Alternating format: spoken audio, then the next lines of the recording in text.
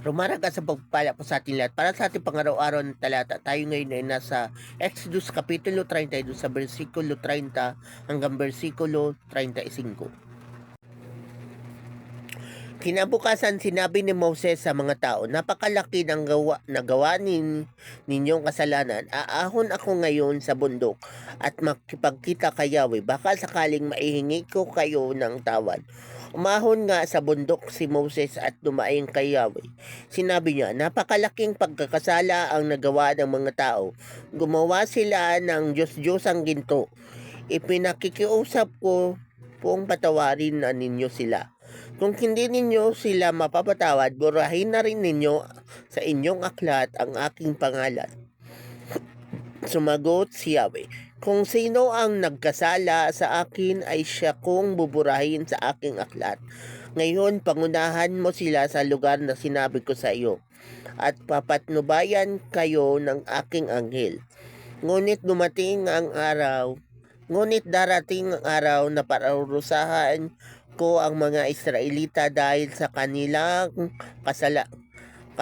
mga kasalanan, at pinagkasakit niya ang mga tao sapagkat pinagawa nila ng guya si Aaron.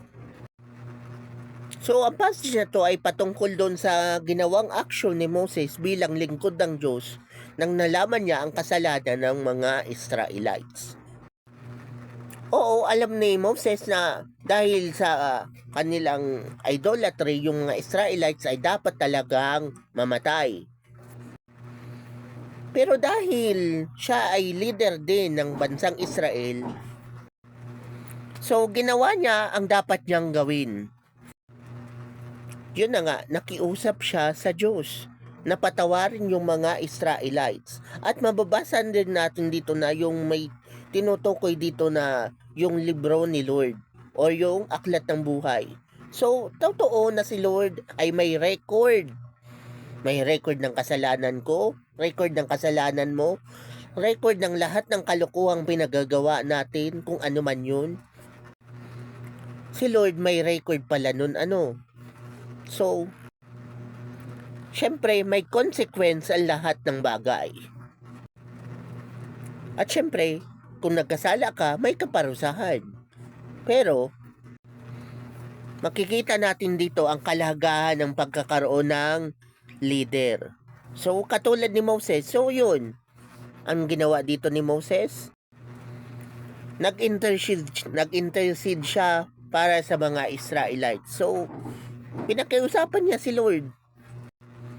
So, lesson learned sa lahat ng mga leaders. Gawin nyo rin ang ginawa ni Moses. Pakiusapan nyo rin ang Diyos. Kasi pag minsan, kailangan talaga natin gawin yan. Kasi aware naman tayo sa mga pinagagawa ng mga nasa paligid natin.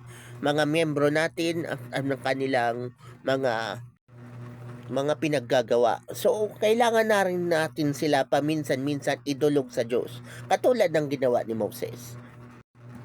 Ikaw, sino ba ang leader mo na magiging responsable sa harapan ng Diyos para sa iyo?